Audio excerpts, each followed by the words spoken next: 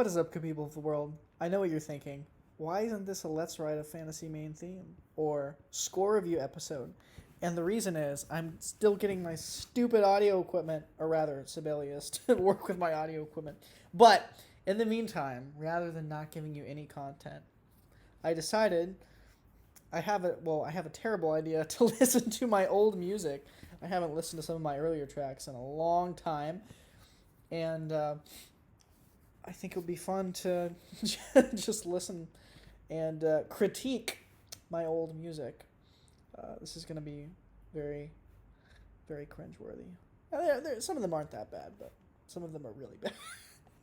Anyway, so I hope you find this entertaining, if nothing else. Let's start with Journey Through the Shetlands. That's a questionable name there. Yeah. I'm just going through my earliest YouTube uploads. We have this lovely GarageBand preset pedal tone. Is it going to be Dorian?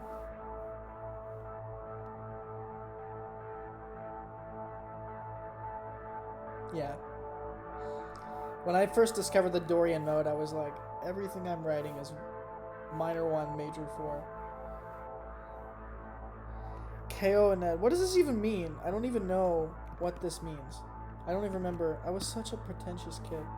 I mean, I'm still pretentious, but... Keening, lamenting, weeping, crying, and elegy. Wow. It's Irish. Of course it's Irish. I'm still waiting for something interesting to happen. There are going to be a lot of episodes of this. I've written like 5 hours of music.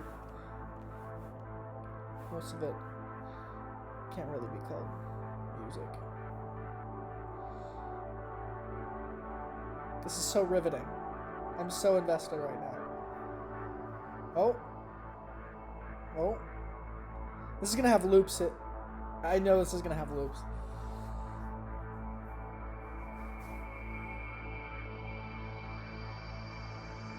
This is... That was like the first music program that I got.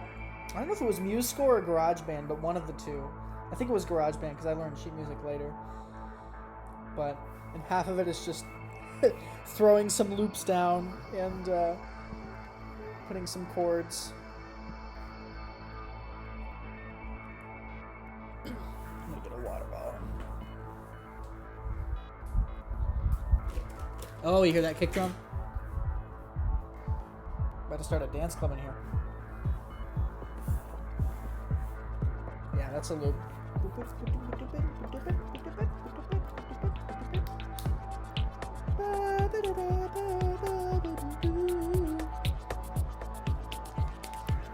This reminds me of like a Yanni live.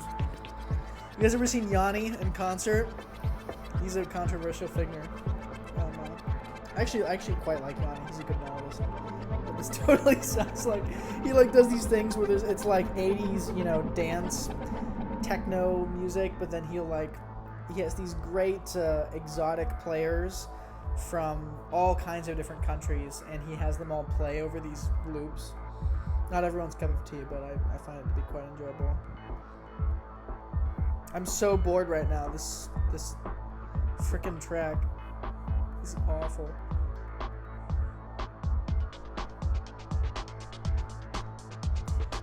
I was like, oh, you can fade things. You can automate it so that it fades in. Wow, I'm a genius.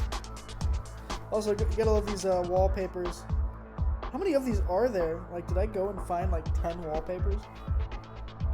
Also, that drum beat came in and then just faded out. What was the point? Oh, did I do a high lo-fi? No, not a lo-fi. High pass filter. Oh, I remember this. I had heard How to Train Your Dragon, and I just realized that maybe you guys might have a hard time hearing my voice, but I had just heard How to Train Your Dragon, and there's a moment in one of the cues where there's this bagpipe ensemble, and I think I was trying to imitate that. And then this is a loop.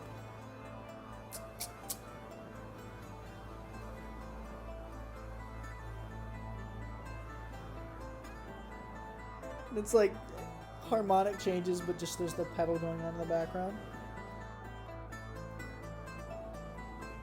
I remember it.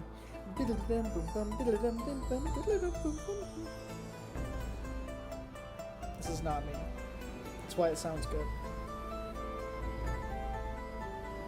I remember too, I copied the MIDI of this loop onto the Irish flute.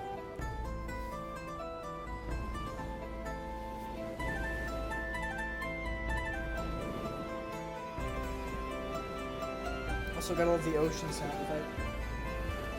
I used to add nature sound effects in my music all the time.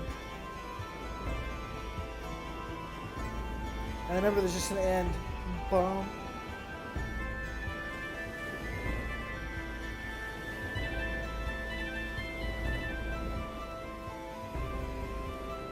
Also, why does this have 7 likes? I'm gonna dislike this.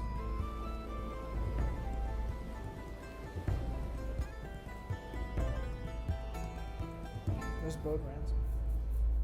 On the floor of the tree. That's really funny. All right. Let's check out Inside My... Okay, this isn't bad. This is one of the very few... It's like a ripoff of Owl City and Clocks by Coldplay. But one of the few early tracks that I made that isn't complete crap. The panning. I was so proud of this. I did it for... My older brother owns a web development firm, and he wanted an Owl City-esque instrumental track for an advertisement. And this is what I came up with. It just sounds just like Owl City.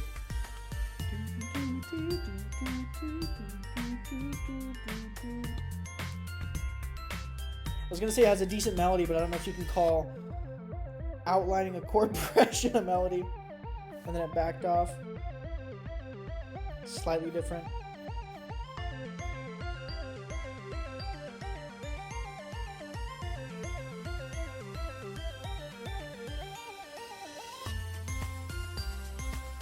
Some nice textual variety in this, though. The different scents used and the general structure.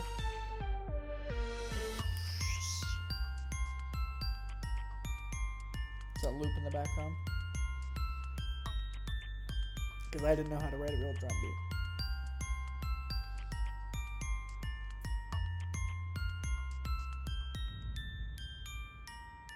Do you hear that the reverb cut off? I added reverb in there, but the kick was still there, and so it created this thing. I don't think that was intended.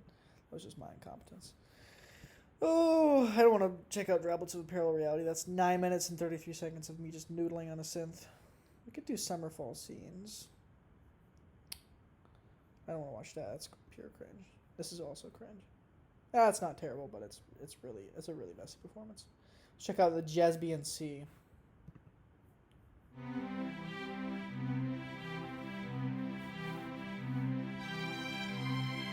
It's always good when your melody starts solo. So there's no other way to start a melody.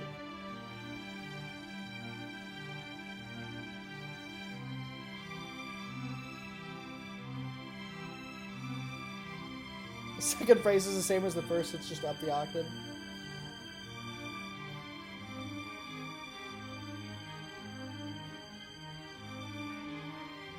You hear the strings in the background?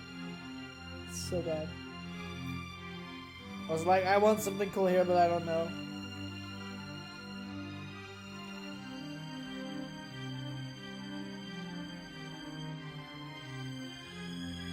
It's a nice little kind of line. Oh yeah, right. I remember the circle of fifth sequence. I used to use this all the time.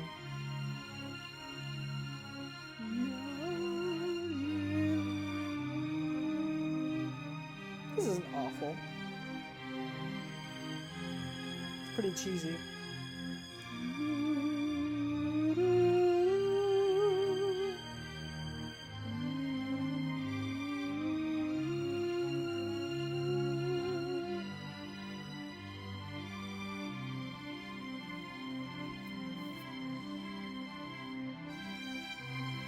And then it loops back to the beginning. That's not terrible. But yeah, I used to use those fifth sequences. I kept there are like three main places I heard that. One is in Bach. Bach does those. Uses those all the time. There's also a moment from Oliver, the 1960s musical Oliver, which that had a huge influence on my musical language. Uh, Where's the man with all the money? Who will buy a wonderful morning? Excuse my terrible singing. That's a great musical. Anyway, that just the 251, and then I'm of course Autumn Leaves with the classic. Although I remember I always did flat 2 instead of half diminished 2, going to 5 back to 1. For whatever reason, I just like the sound of that better than the half diminished. My ears weren't down for the diminished sonority at that point in my life, and so there was a long period of time before I ever used a half diminished, natural 2, no pun intended.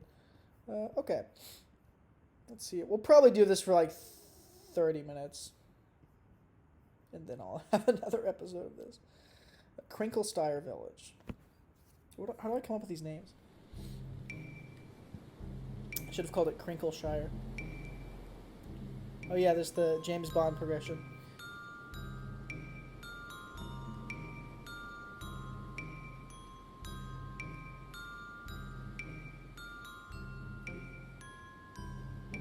I remember this specific track was where I discovered the that you can create parts.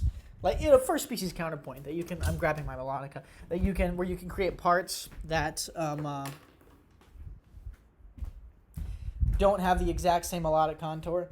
So first I was just like melody and chords, and then I was like, oh, the melody can have parallel thirds or sixths. And I was like, oh. You can switch between thirds and sixths, and you can throw in any kind of consonant intervals to give a unique contour to both lines. And I specifically remember when I wrote this track, I was like, oh my gosh, you can do that. And now I do that type of stuff all the time.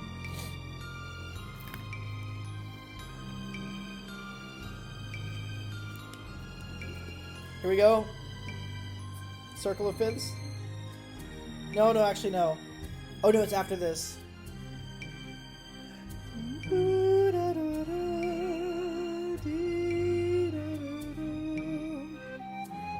Right here.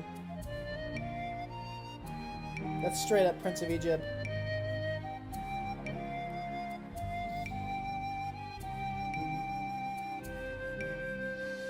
And I remember once I created this, I was like, that needs a second phrase, but I was too lazy and just decided to loop it. But yeah, that's straight up from Prince of Egypt. What is that?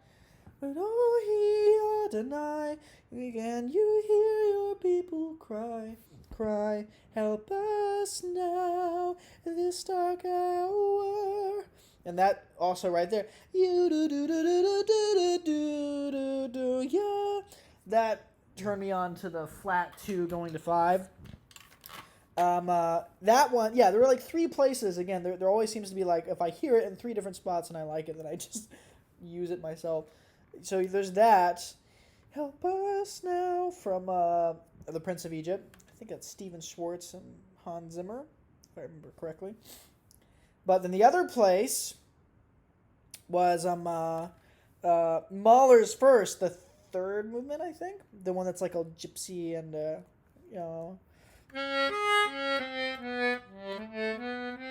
Remember, there's like the minor Frere Jacques. That's a great piece. Very underrated symphony. I think I said that in one of my last videos. And then, what was the other one? Michael Giacchino's Star Trek.